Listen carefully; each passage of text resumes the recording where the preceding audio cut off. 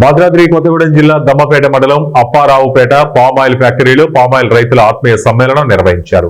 ఈ కార్యక్రమంలో వ్యవసాయ శాఖ మంత్రి తుమ్మల నాగేశ్వరరావు, అశ్వారావుపేట ఎమ్మెల్యే జారే ఆదినారాయణ, భద్రాద్రి కొత్తగూడెం జిల్లా కలెక్టర్ జితేష్ వి Patil, Telangana oil fed chairman Janga Raghava Reddy పాల్గొన్నారు. ఈ కార్యక్రమంలో వ్యవసాయ శాఖ మంత్రి తుమ్మల నాగేశ్వరరావు మాట్లాడుతూ తెలంగాణ గేమ్ చేంజర్ గా ఆయిల్ పామ్ సాగని, దేశానికి ఆయిల్ పామ్ హబ్ గా తెలంగాణ మారుతుందని, మన దేశానికి వంట నూనెలు దిగుమతి చేసుకోకుండా ఆయిల్ పామ్ సాగుతో స్వయం సమృద్ధి అని ప్రతి ఏటా లక్షల కోట్ల రూపాయల విలువ గల పామాయిల్ దిగుమతి చేసుకుంటున్నామని, 3 లక్షల మెట్రిక్ టన్నుల ఫ్రూట్ బంచ్ క్రషింగ్ సాధించిన ఆయిల్ ఫెడ్ అధికారులు సిబ్బందికి అభినందనలు తెలుపుతున్నామని, అపారాపేట ఆయిల్ ఓఈఆర్ బెంచ్ మార్క్ గా పామాయిల్ గెలను ధర నిర్ణయిస్తామని, 10 లక్షల ఎకరాయిల్లో ఆయిల్ పామ్ సాగు టార్గెట్ చేస్తున్నామని తెలిపారు.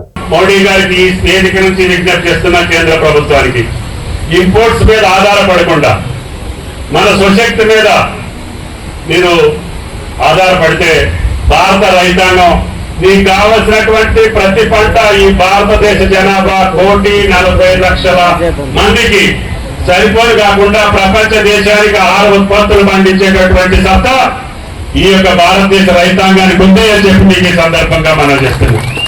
కాబట్టి దయచేసి మొన్న మీరు ప్రకటించినటువంటి పత్తి దిగుమతి వల్ల మీరు ఇంపోర్ట్ డ్యూటీ తీసేయటం మూలాన భారతదేశ పత్తి రైతుకి నష్టం జరుగుతుంది. పామాయిల్ యొక్క ఇంపోర్ట్ డ్యూటీ తగ్గించడం మూలాన భారతదేశ పామాయిల్ రైతుకి నష్టం జరుగుతుంది.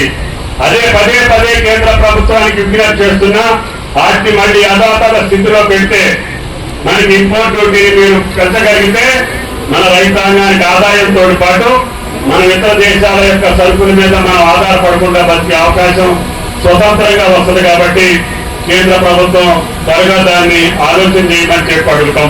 అదేవిధంగా పామాయిల్ యొక్క రైతాంగానికి విజ్ఞప్తి చేస్తున్నాం. ఒక పామాయిలే కాదు, హార్టికల్చర్ లో మీరు ఏ పంటకి వెళ్ళినా కూడా ఇంతకుముందు మామిడి జీడి మామిడి ఇప్పుడు కొబ్బరి ఆయిల్ పామ్ వచ్చారు.